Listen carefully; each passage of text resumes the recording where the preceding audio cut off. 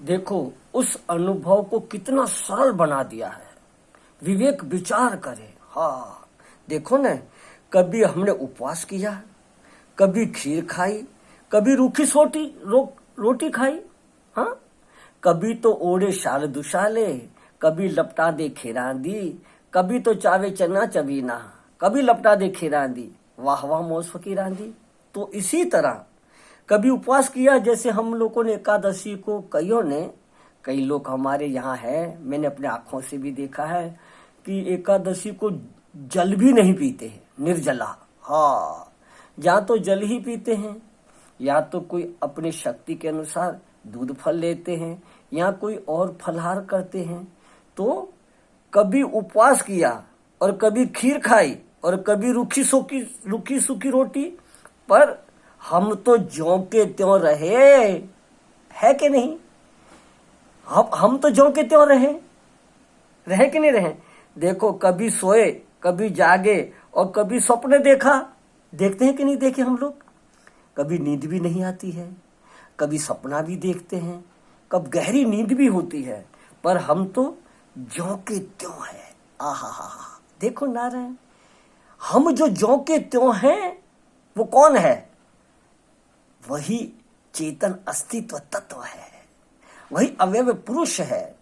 उसका परमात्मा से संबंध है, न कि अपना नाम, अपना जो नाम रख लिया, भगत से स्वामी जी, भगत जी, रेवा जी आदि, जो भी मोहन भाई, महेश भाई आदि, कभी अपने को जो नाम रख रहे हैं ये व्यवहार के हैं। हाँ, कभी बीमार, कभी स्वस्थ, ये शरीर में रोग होते रहते हैं। देखो नारायण, मैं आपको एक रहस्य की बात सुनाऊं।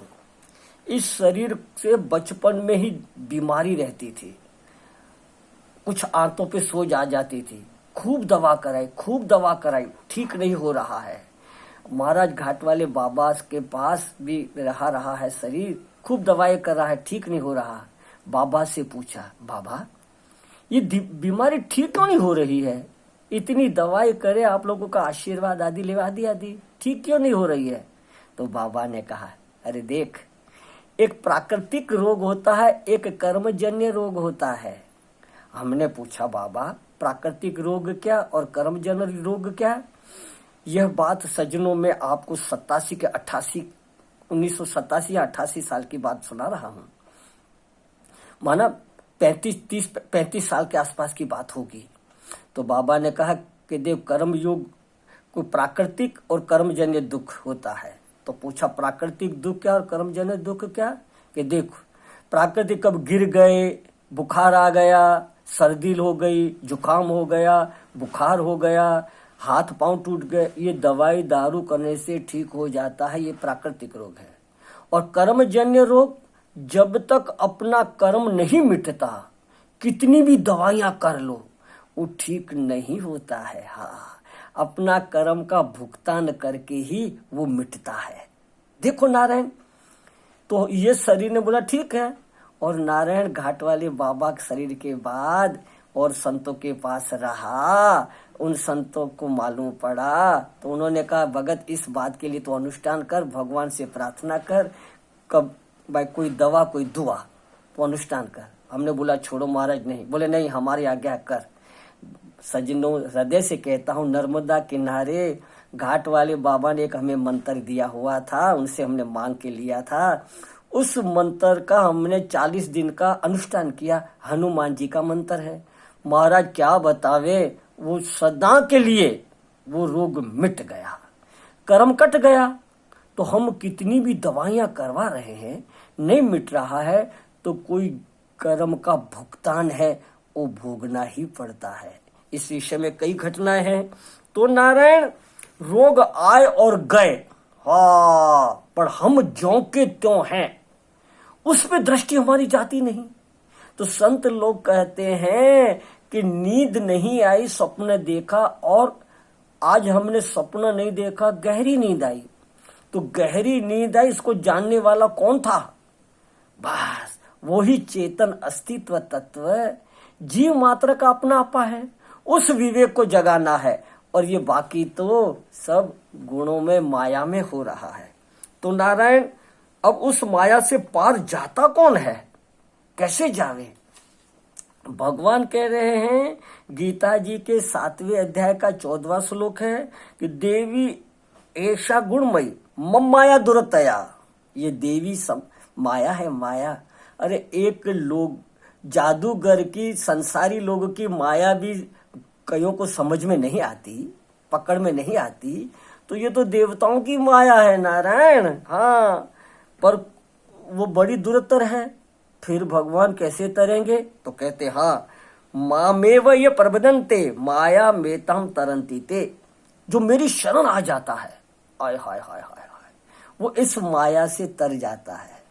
देखो, एक तो अपने इष्ट की शरण जा रहे हैं, तो इसकी इष्ट की शरण में जाएंगे तो उनकी श्रद्धा, उन पे श्रद्धा रखेंगे, तो उनके कहने के अनुसार अपने मन चित्त को बनाएंगे ना, गुरु की आज्ञा से, महापुरुषों की आज्ञा से करेंगे, तो वो माया को सहज में तर जाएंगे।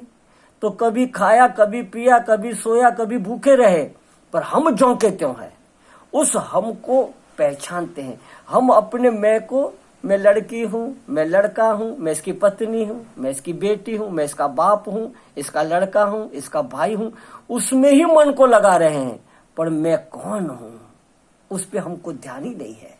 तो संत लोग कहते हैं, तो देखो गीता जी में भगवान ने जब अर्जुन से पूछा, तो भगवान अर्जुन ने कहा नष्टो मोहा सुमृति लब्धवा। अरे याद आ गया, कभी खीर खाया, कभी भूखे रहे, कभी सूखी रोटी खाई, पर हम तो ज्यों के त्यों।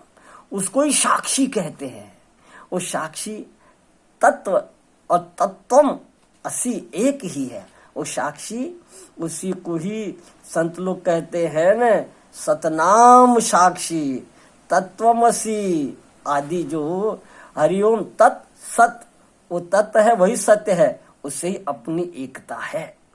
उस बात को हम लक्ष्य करके अपना जीवन बितावे। तो नारायण, ये माया अनघटनी घटना घटा देती है। इसमें विनोद की बात संत लोग सुनाते हैं। देखो नारायण, विनोद की बात है नारायण। देखो एक बार संत लोग सुनाते हैं, ग्रंथों में लिखा है, इस माया को क्या क्या घटना घटा देती है कि भीम रात को उठ करके भगवान की बातें याद करके, भगवान ने कितना मदद किया हमें लोगों को, ऐसे गाने लग गए, ओ कृष्णा हे कन्हैया, सबकी नींद उठ गई। तो अब सहदेव, नकुल देव तो उठ करके, बच्चे उठ गए, छोटे हैं, अब वो कुछ क्या कहवे। अर्जुन भी उठ गया, पर वो क्या कहवे। जब युधिष्ठिर कुंता ने कहा भीम इतनी रात को सो जा, इतनी रात को क्या गाने लग गया है। आप लोगों ने, हम लोगों ने सुनी है, संतों को ग्रंथों में ये बातें लिखी है। तो नारायण अब भीम से रहा नहीं गया, एकांत में जाके कहीं मंदिर में बैठ करके वो गाने लग गया। तो एक व्यक्ति दौड़ा दौड़ा आया। भीम ने कहा कि वाह भाई, किसी को तो मेरा भजन अच्छा लगा। बोले भैया यहाँ यहाँ यहाँ। वो कहा बोलो। बोले हम कैसे गा रहे हैं भजन, अच्छा लगा ना आपको, तब तो आए ना आप। उसने कहा कि हाँ। बोले सच कहना कि देखो हम सच कहेंगे तो आप मारोगे मुझे। बोले कि नहीं नहीं सच बताओ। उसने कहा मैं कुम्हार हूँ, मेरा गधा खो गया, आपका आवाज सुन करके मैं दौड़ाया कि मेरा गधा आ गया है। अरे ऐसे कह के वो चला भग गया। भीम को मन में बड़ा दुख हुआ कि राम राम राम राम, हमारा आवाज इतना निकम्मा है।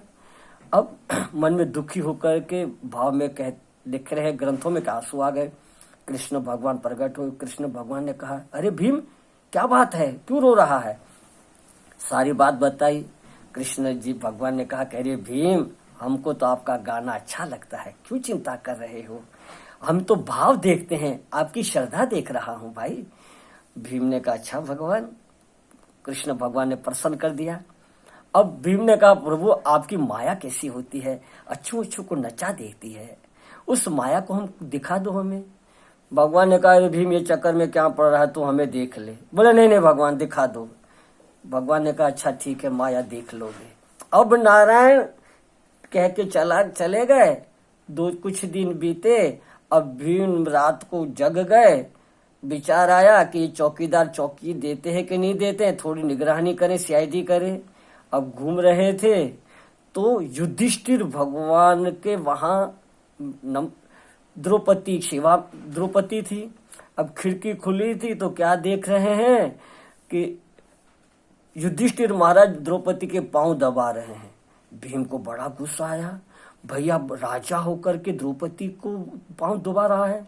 कभी मेरी बारी है, मेरे यहाँ सेवा में द्रौपदी आई और कहेगी मुझे पांव दबाने, तो मुझे गुस्सा आ जाएगा, मैं तो इसको पैर से पकड़ के मार डालूंगा और आपस में हमारे भाइयों में झगड़ा हो जाएगा।